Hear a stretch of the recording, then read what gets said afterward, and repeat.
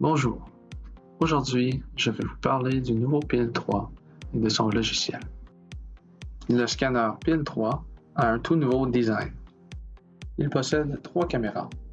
Les caméras du haut et du bas sont utilisées pour numériser la géométrie et la surface de l'objet. Autour de celle-ci, des lumières infrarouges permettent de voir les cibles placées sur l'objet. Au centre, on trouve la caméra qui capture la texture et la couleur. Autour de cette caméra, il y a un anneau de lumière LED. Juste au-dessus, on trouve le projecteur infrarouge. La lumière infrarouge est projetée sous forme d'une série de lignes sur la surface de l'objet. Les caméras du haut et du bas voient comment ces séries de lignes sont déformées et envoient ces informations au logiciel pour recréer l'objet en temps réel.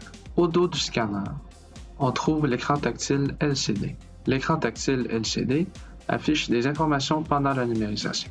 Vous pourrez démarrer, mettre en pause. Vous pourrez également modifier les paramètres pendant la numérisation. Le scanner est connecté à votre ordinateur via un câble USB. La connexion électrique se trouve sur le même câble. Il est très important de talonner votre scanner avant de commencer un projet. Cela vous permettra de vous assurer que votre scanner fonctionnera de manière optimale lors de la numérisation.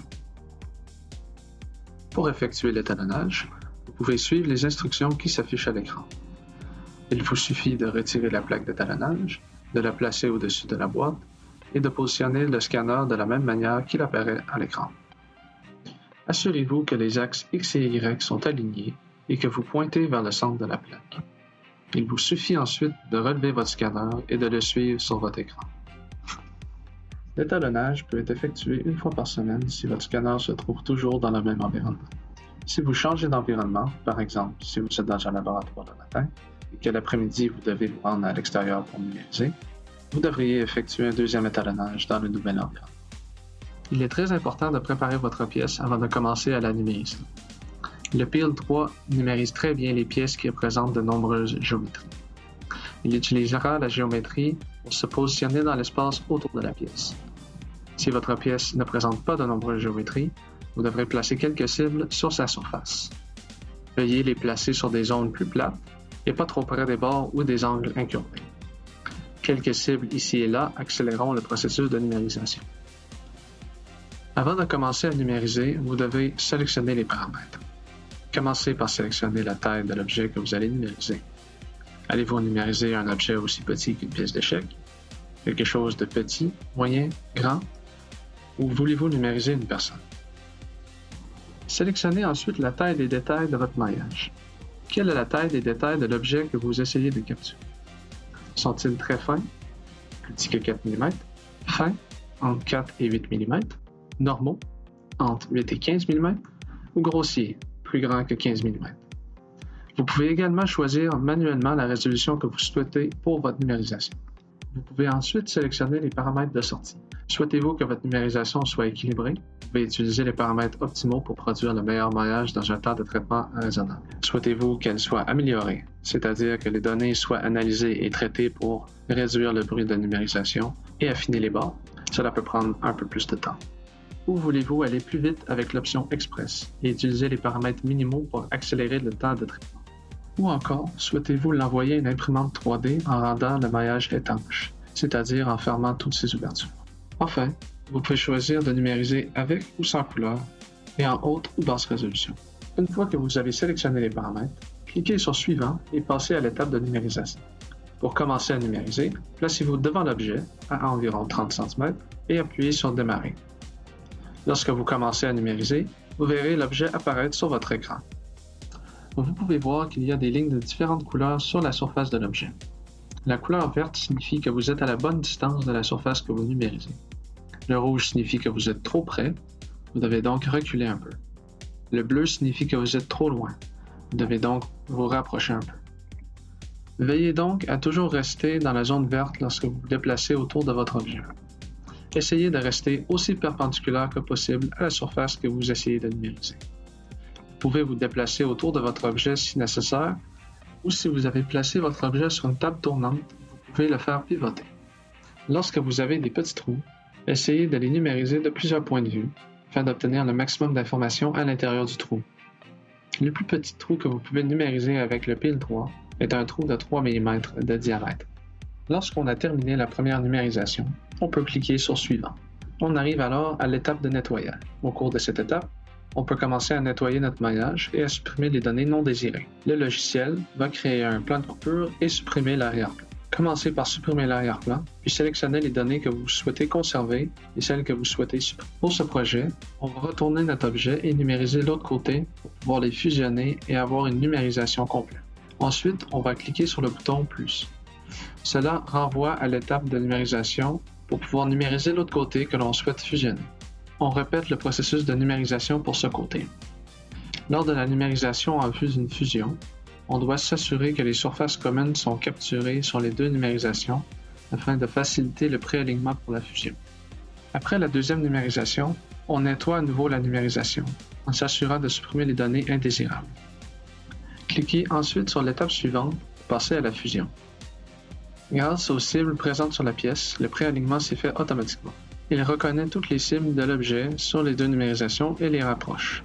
On passe alors à l'étape suivante. Il s'agit de l'alignement. Une fois dans l'étape d'alignement, l'origine de notre numérisation est placée au centre de masse de notre objet. On peut maintenant sélectionner l'alignement que l'on souhaite en le contraignant avec des axes ou des plans à partir des entités géométriques sur notre objet. Je préfère aligner mes numérisations dans pile.cad. Dans l'étape d'amélioration, on dispose de différentes fonctions qui nous permettent d'améliorer notre maillage.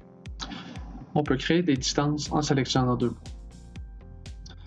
On peut aussi nettoyer le maillage en supprimant toutes les anomalies créées lors de la génération du maillage. On peut remplir certains trous complètement, partiellement, créer des ponts.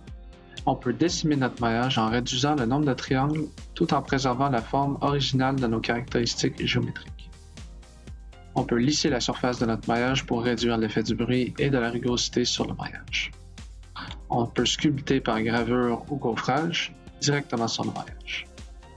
On peut aussi éditer les frontières en modifiant la forme des triangles le long des frontières. On peut également supprimer certaines pointes en détectant et aplatissant chaque pointe séparément sur le maillage. Si vous n'avez pas numérisé en couleur et que vous cliquez sur Suivant, l'étape de colorisation sera ignorée et vous passerez directement à l'exportation. À l'étape d'exportation, on peut choisir d'exporter le maillage directement ou de l'envoyer au module CAO de pile. En sélectionnant l'exportation, on peut exporter notre maillage. Il existe différents types de fichiers, le plus courant étant le STL. En cliquant sur « Exporter le maillage vers pile.cad », une copie de notre numérisation sera créée et envoyée au module CAO de pile. Le module pile.cad est notre module passerelle de rétro-ingénierie. Il fait le lien entre le monde de la numérisation et l'environnement CAO. Dans ce module, vous pourrez aligner votre numérisation et créer des entités géométriques telles que des points, des lignes, des cercles, des plans, des cylindres, des sphères et des cônes. Vous pourrez même créer des sections transversales, des silhouettes et trouver des lignes médianes des tuyaux. Vous pourrez également créer des distances et des angles. Vous pouvez aussi créer des surfaces exploitables dans un environnement CAO. Vous disposez de différents outils pour supprimer, copier et couper votre maillage. Vous pouvez à nouveau nettoyer votre maillage comme on l'a fait dans le module précédent. On retrouve les mêmes outils dans la section Améliorée que dans l'étape d'amélioration de notre pile.os. Vous pouvez également modifier votre maillage en créant une enveloppe ou un décalage. Vous pouvez étendre les frontières, couper le maillage avec le plan, le rendre étanche, sculpter votre maillage. Il est possible de mettre votre maillage à l'échelle si nécessaire. Vous pouvez extruder les frontières.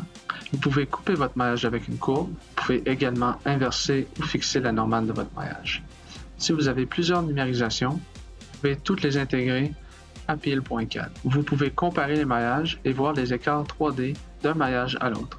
Vous pouvez également combiner les différents maillages pour créer un fichier STL ou les fusionner comme on l'a fait dans le module précédent.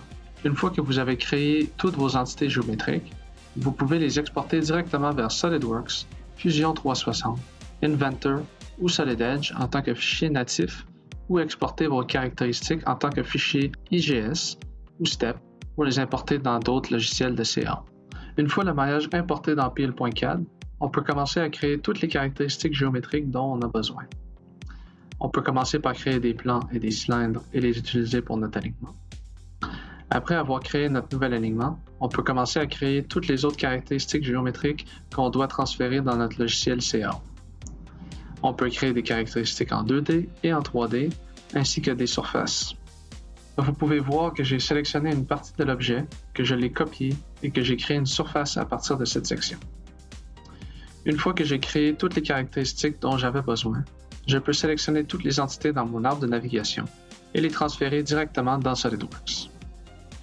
Dans SolidWorks, elles sont importées en tant que caractéristiques natives et je peux les modifier directement.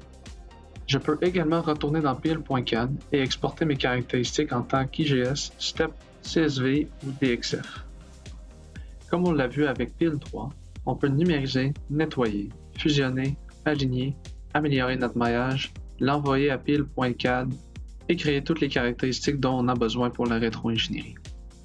J'espère que cette vidéo vous a aidé à comprendre comment le scanner Pil 3 et le logiciel fonctionnent et comment ils peuvent vous être utiles pour vos projets. Merci.